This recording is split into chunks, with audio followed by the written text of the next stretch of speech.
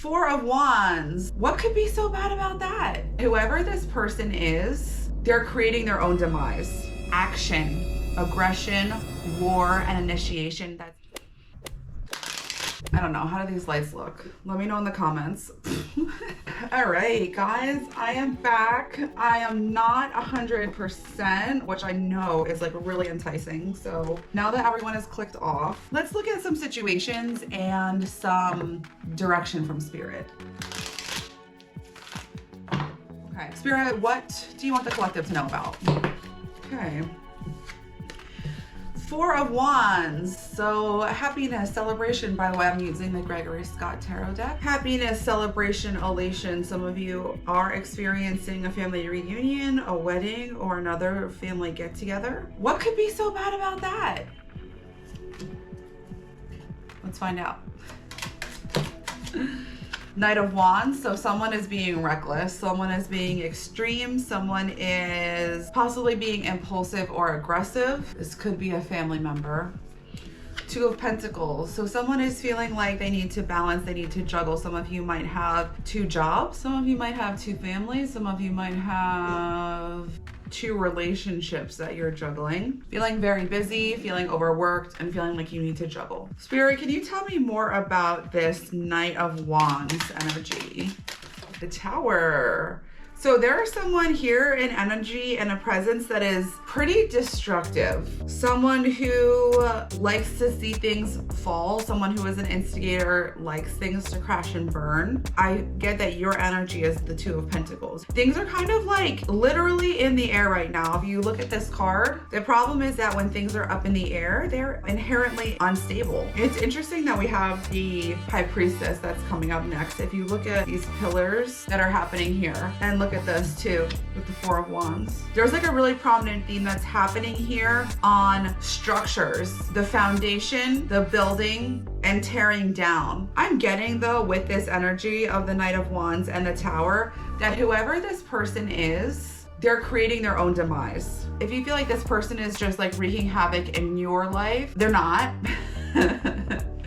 Their mess and destruction is definitely taking them down as well.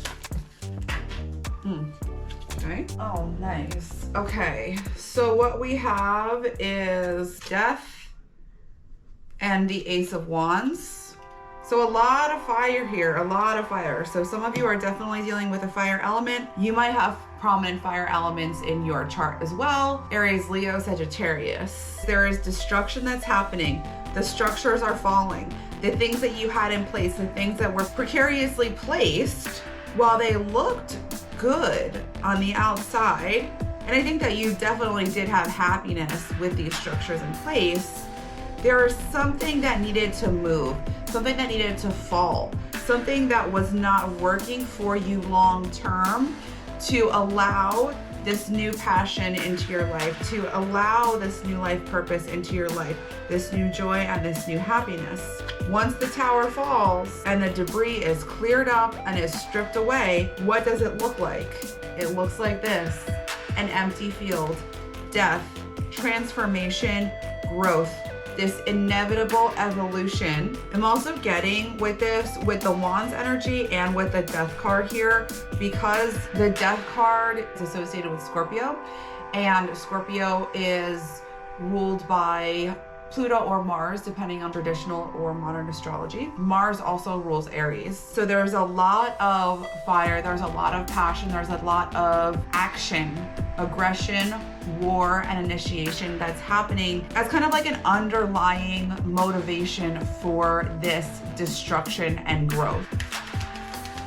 So what came out next was the Seven of Swords and the Eight of Swords. I asked Spirit what the resolution of this would be, and this is what came out. You know, I was hoping for something like really nice and like, oh, like a new start, and like the Six of Wands will be victorious. Like, no, bitch, this is like what's coming out as a resolution. So I definitely get that this is going to be a work in progress, that things are going to be illuminated for you with the Seven of Swords. You're going to realize how destructive this person has been in your life. You're going to see how this person has taken advantage of the situation, has taken advantage of your kindness, has taken advantage of your love. So this person has not been an easy person for you to be dealing with or interacting with.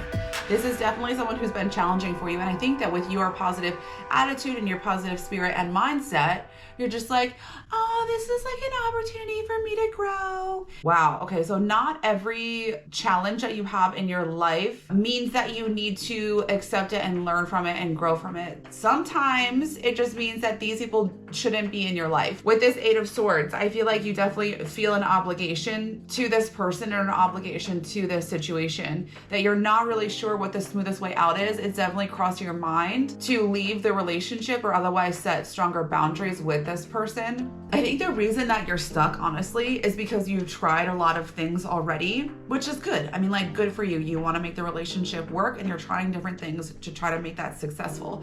The problem is that you're not able to like overcome this relationship, not at your own fault. This has nothing to do with like your effort or your ability to mend or improve this relationship.